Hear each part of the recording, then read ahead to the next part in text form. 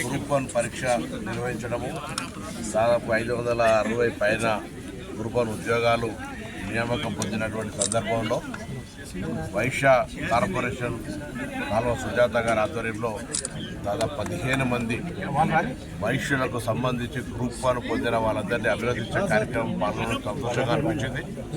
రాబోయే తెలంగాణ నిర్మాణంలో గ్రూప్ 1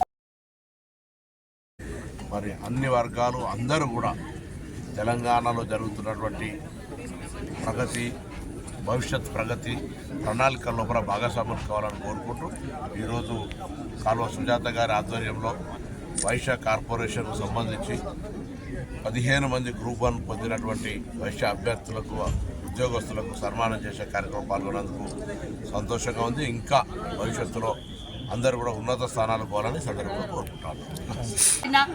కంకణబద్ధుడై ముఖ్యమంత్రి గారు వీరందరి నియామకం చేయడం అనేది నిజంగానే ఒక ఛాలెంజ్గా తీసుకొని 562 మందిని నియామకాల పత్రాలు అందివ్వడం అనేది ఒక ఆషామాషి కాదు, ఒక ఛాలెంజ్గా తీసుకొని వీళ్ళందరూ ఉద్యోగాలు ఇచ్చారు. వీళ్ళు భావి భారత పౌరులే కాకుండా ఈరోజు వీళ్ళ వెనకాల ఎంతో మంది సేవలు అందించడానికి ఈరోజు 4 కోట్ల మంది ప్రజానీకంకి వీళ్ళు సేవలు అందించాలి.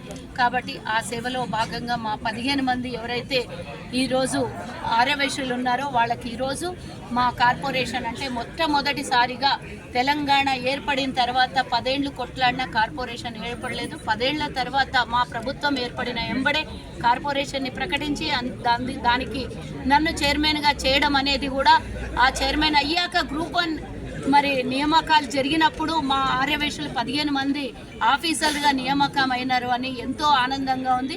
కొన్ని మరి ఎన్నికల కోడ్ అని వీళ్లకు ట్రైనింగ్ అని 2 నెలల నుంచి వాయిదా పడినటువంటి ఈ కార్యక్రమము ఈరోజు మరి 15 మందికి సన్మానం చేయడం అనేది నిజంగా చాలా సంతోషకరమైనటువంటి విషయము. ఇందాకనే మంత్రివర్యులు పొన్నం ప్రభాకర్ గారు, అలాగే చిన్నారెడ్డి గారు, ప్లానింగ్ కమిషన్ వైస్ చైర్మన్ గారు, అలాగే మరి సీఎం గారికి ఓఎస్డీగా ఉన్నటువంటి వేముల శ్రీనివాస్ గారు, ఇంకా ఎమ్మెల్సీ దయానంద్ అన్న గారు, మరి కార్పొరేటర్ విజయారెడ్డి గారు, మేమందరం కూడా ఈరోజు వీళ్ళకి సన్మానం చేయడం జరిగింది. ఆ 15 మందిలో గ్రూప్ 1కి సెలెక్ట్ అయినటువంటి వాళ్ళు 2 డిప్యూటీ కలెక్టర్లు, 2 డిఎస్పీలు, ఒక అసిస్టెంట్ ఎక్సైజ్ అసిస్టెంట్ సూపరింటెండెంట్గా, మరి అలాగే ఒకరు బీసీ వెల్ఫేర్ డిపార్ట్మెంట్లో డైరెక్టర్గా, 3 సిటీఓలుగా, ఒకరు ఏఓ హెల్త్ డిపార్ట్మెంట్గా, 3 మరి ఎంపీడీఓలుగా, ఇంతమంది మరి నిజంగానే ఇంత మంచి అవకాశం కలిగించి 3 కోట్లు పెట్టి ఉద్యోగాలు కొనుక్కున్నారని నేపాల్ పడ్డ ఈరోజు ఇక్కడ ఉన్నటువంటి ఎవ్వరు కూడా 3 కోట్లు 5 కోట్లు ఇచ్చి ఉద్యోగాలు కొనలేదు.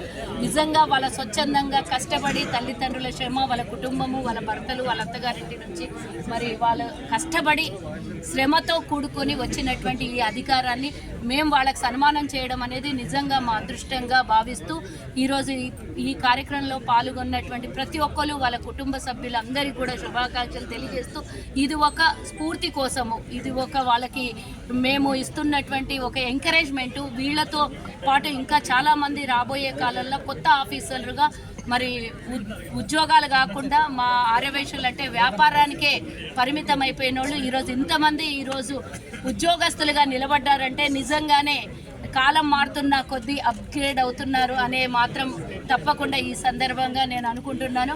మరి ఎవరెస్ట్ ఎక్కినటువంటి అతి పిన్న వయసులో ఉన్నటువంటి మరి సాయి కిరణ్ పడకంటి కార్తికేయ కూడా ఈరోజు మనం సన్మానం చేయదలిచింటిమి. కానీ ఇందాకనే మరి రేపు వారికి ప్రధానమంత్రి అలాగే ప్రెసిడెంట్తో సన్మానం ఉంది కాబట్టి వాళ్ళ పేరెంట్స్ ఈరోజు సన్మానం తీసుకున్నారు.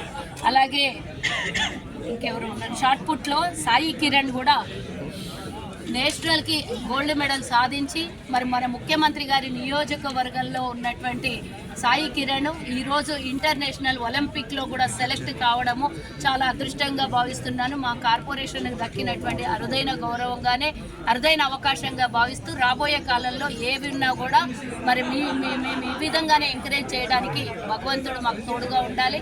మా ప్రభుత్వము రేవంత్ అన్న కూడా మాకు పూర్తి స్థాయిలో తోడుగా ఉన్నాడని కూడా తెలియజేస్తూ ఈ అవకాశం ఇచ్చినందుకు పెద్దలందరికీ, ఇక్కడికి విచ్చేసిన ప్రతి ఒక్కరికి ధన్యవాదాలు తెలియజేస్తున్నాను.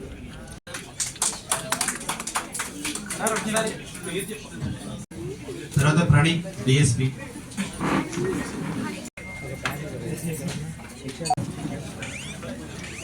అనిత.